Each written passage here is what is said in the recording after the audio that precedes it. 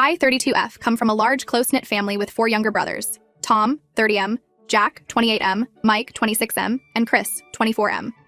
Our bond is unusually strong, forged by tragedy and shared responsibility. When I was 18 and Tom was 16, our parents died in a car accident. It was a devastating blow that changed our lives forever. As the oldest, I stepped up to keep our family together. It wasn't easy. I was barely an adult myself, juggling college classes with part-time jobs while trying to be both sister and parent to 4 grieving boys. There were nights I cried myself to sleep, overwhelmed by the responsibility. But we made it work. I helped Tom and Jack with their homework, attended their parent-teacher conferences, and cheered at their sports games. I taught Mike how to drive and helped Chris apply for his first job. We lived on a tight budget, clipping coupons and shopping at thrift stores. But we always made sure to have fun too, starting silly traditions like our annual water balloon fight to keep our spirits up during tough times. As the years passed, my brothers grew into successful, kind-hearted men. Tom became a software engineer, Jack a pediatrician, Mike a chef, and Chris an entrepreneur. They've always been grateful for the sacrifices I made, treating me with a mix of sisterly love and deep respect. Our annual family reunions became a time to celebrate our bond and how far we've come. This year was special because we all had milestones to celebrate: Tom's promotion to senior engineer, Jack buying his first house, Mike's engagement to his girlfriend, Lily, 25F, and Chris launching his food truck business. We decided to splurge on a nice resort for the weekend. It was a big step up from our usual backyard barbecues, but we felt we deserved it. Everything was going great until Jack's new wife, Melissa, 27F, arrived. I'd only met Melissa twice before, at their engagement party and the wedding. She seemed nice enough, if a bit reserved. Jack had mentioned she came from a wealthy family and sometimes felt out of place with our boisterous clan, but I figured she'd warm up to us eventually. The first day of the reunion went smoothly. We had a nice dinner, sharing stories and catching up. Melissa was quiet but polite. The real trouble started the next day during our traditional water balloon fight. We were all out by the pool, laughing and pelting each other with water balloons. Even Lily, who was new to the family, jumped right in.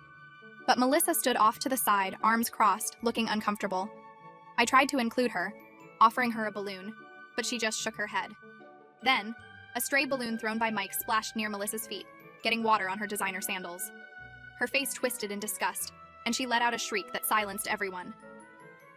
"What is wrong with you people?" she yelled. "This is a 5-star resort, not some trashy water park. You're embarrassing yourselves and everyone around you." We all froze, shocked by her outburst. I tried to smooth things over, explaining that this was just our family tradition and we weren't bothering anyone else. But Melissa wasn't having it. "Well, maybe it's time to grow up and act like adults," she sneered. "This isn't some trailer park barbecue. God, I can't believe I married into this family of overgrown children." That's when things got ugly. My brothers and their partners all jumped to defend our family honor.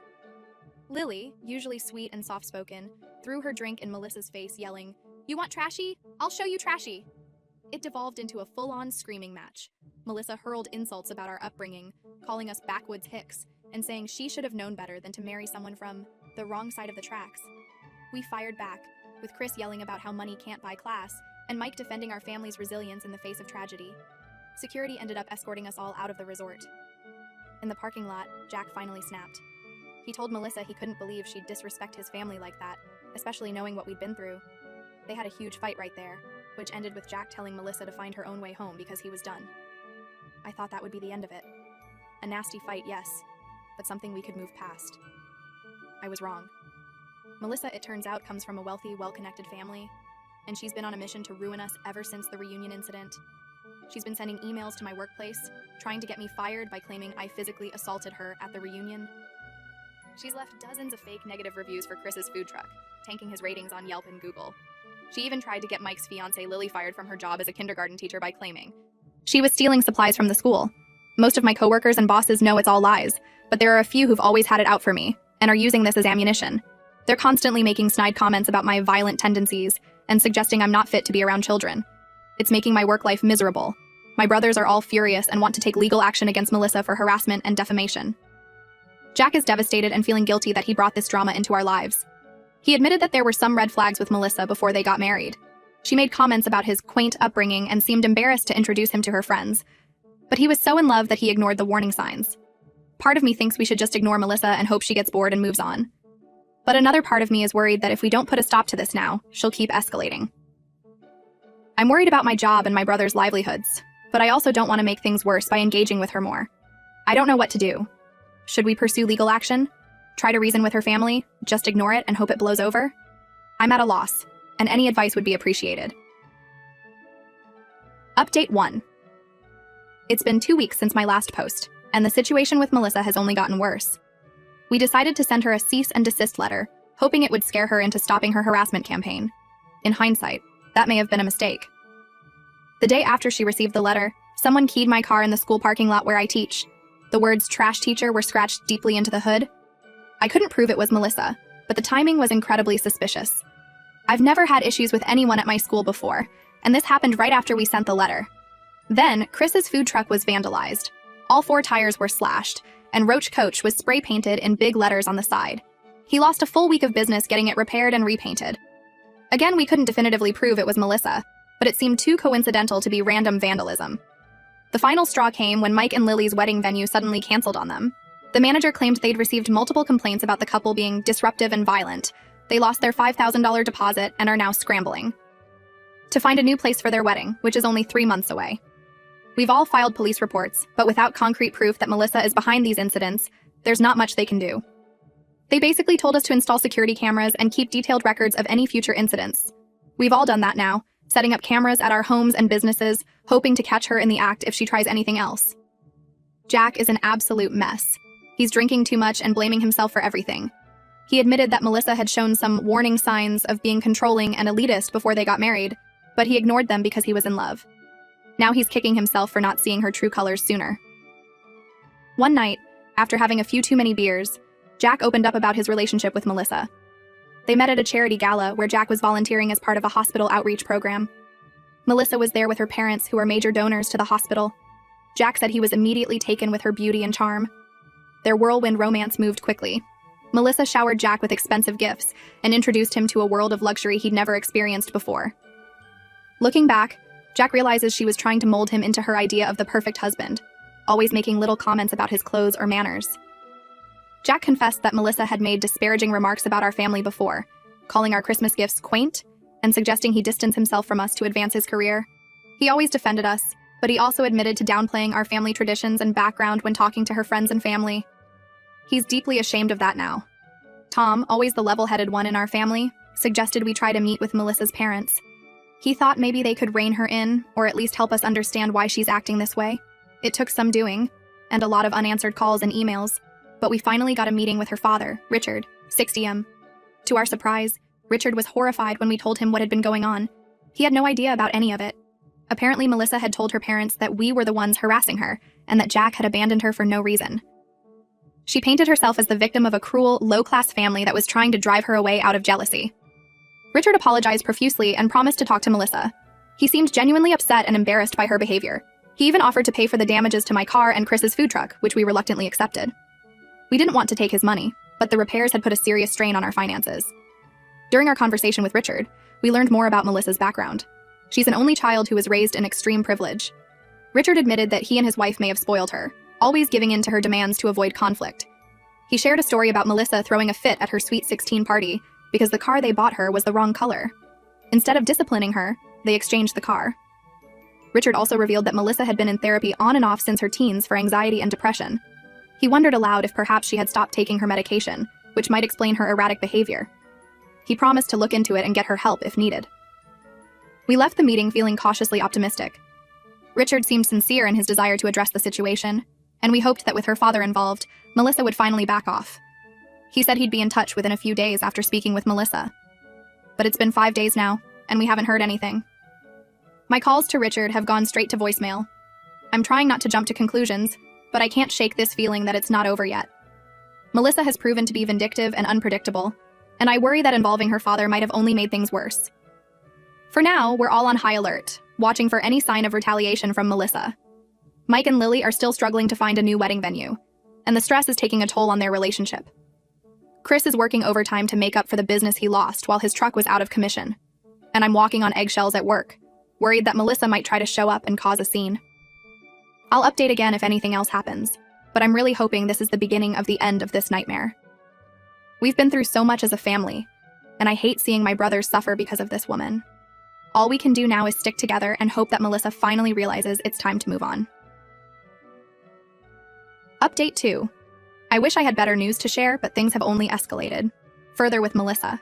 It's been a week since my last update, and the situation has gone from bad to worse. A few days after our meeting with Richard, Melissa showed up at my school. She somehow got past the front office and burst into my classroom during my prep period. Thankfully, no students were present, but a couple of other teachers witnessed her tirade. Melissa was clearly unstable, her eyes wild and her words slurred. She accused me of stealing her husband and called me a homewrecker. She ranted about how our family had ruined her life and turned her own parents against her. It was a disturbing scene that left me shaken. The principal had to physically remove Melissa from the building. He called me into his office afterward, and while he was understanding, he was also clearly concerned about the disruption to the school. He gently suggested I take a leave of absence until things blow over. I refused. I won't let Melissa drive me away from my job and my students. But I could tell he wasn't happy with my decision. News of the incident spread quickly through the school. Now there are all sorts of wild rumors flying around. Some students are saying I'm having an affair with my brother-in-law, while others claim I'm part of some criminal family. It's mortifying and making it hard to do my job effectively. Then, last night, things came to a head. We were all at Tom's house for our weekly family dinner, a tradition we started after our parents died to make sure we always stayed connected. We were just finishing up dessert when we heard a commotion outside. We rushed out to find Melissa in Tom's driveway, clearly intoxicated, trying to pour lighter fluid on Jack's car. Yes, you read that right. She was screaming incoherently about making us pay and burning away the stain on her family's reputation. Thankfully, in her inebriated state, she couldn't get the childproof cap off the lighter fluid bottle. But she was growing increasingly agitated, slamming the bottle against the car and leaving dents in the hood. We called the police immediately. While we waited for them to arrive, we tried to calm Melissa down, but she was beyond reason. She alternated between sobbing about how we'd ruined her life and threatening to expose all our secrets and make us pay. When the police arrived, they arrested Melissa for attempted arson, public intoxication, and vandalism. As they were putting her in the squad car, she started spewing more threats, saying she had powerful friends who would destroy us. Jack is beside himself with guilt and shame. He's talking about moving to another state to get away from all this drama. He feels responsible for bringing Melissa into our lives and potentially jeopardizing all of our careers and reputations.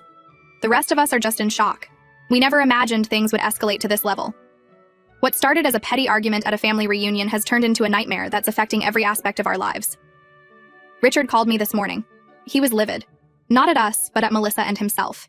He apologized profusely for not taking our concerns more seriously and for failing to rein Melissa in. He said he's cut her off financially and is insisting she get intensive psychiatric help. He also offered to cover any legal fees if we want to pursue charges or a restraining order against Melissa. We're meeting with a lawyer tomorrow to discuss our options. I'm exhausted and stressed, but also relieved that we finally have some concrete evidence of Melissa's behavior. Her arrest is on record now, which should help if we need to take legal action to protect ourselves. I'll update one last time after we meet with the lawyer and figure out our next steps. Right now, I'm just trying to hold it together for my brothers and focus on getting through each day. This ordeal has been a stark reminder of how quickly life can change and how important it is to have a strong support system. Update 3. This will be my final update on the Melissa situation. After meeting with the lawyer, we decided to press charges for the attempted arson and pursue a restraining order against Melissa for all of us. It wasn't an easy decision, but we felt it was necessary for our safety and peace of mind. The legal process has been draining, but it's almost over. Melissa took a plea deal to avoid jail time. She's been sentenced to 90 days in a residential rehab facility, followed by intensive outpatient treatment, mandatory anger management classes, and 3 years of probation. She's also required to stay at least 500 feet away from all of us, our homes, and our workplaces. Richard has been true to his word, covering all our legal fees and the costs of the damage Melissa caused. He's also paying for her rehab and ongoing therapy. In our last conversation, he expressed deep remorse for not recognizing his daughter's issues sooner and enabling her behavior over the years. He shared that Melissa has been diagnosed with borderline personality disorder and had stopped taking her medication months ago, which likely contributed to her erratic behavior. Jack is doing better, though he's still struggling with guilt and self-doubt. He's started therapy to work through his feelings about the marriage and divorce. He's talking about taking a sabbatical from work to travel and clear his head, which I think would be good for him. The whole experience has made him reevaluate his life choices and priorities. As for the rest of us, we're slowly getting back to normal. My principal has been supportive since Melissa's arrest, made it clear that I was the victim, not the instigator. The rumors at school have mostly died down, though I still get the occasional odd look from a student or parent. Chris's food truck business is picking up again. The publicity from Melissa's arrest actually brought him some sympathetic customers, and his Yelp rating has recovered. Mike and Lily found a new venue for their wedding. It's smaller than their original choice, but they say it feels more them anyway. They're focusing on celebrating their love rather than putting on a big show. Tom has been our rock through all of this. He's taken over a lot of the legal and logistical details, allowing the rest of us to focus on healing and moving forward. I don't know what we'd do without his level head and organizational skills. We've all agreed to be more cautious about who we let into our tight-knit family circle in the future. But we're also determined not to let this experience make us bitter or mistrustful. Our bond as siblings has only grown stronger through all of this. The whole ordeal has made us appreciate our family traditions even more. We had our annual water balloon fight last weekend, in Tom's backyard this time, not at a fancy resort. As we laughed and dodged water balloons, I felt a sense of peace I hadn't experienced in months. We've been through so much together, and we always come out stronger on the other side. I've learned a lot from this experience, about the importance of trusting my instincts, about setting boundaries, and about the power of family support. It's been a tough road, but I'm proud of how we've handled it.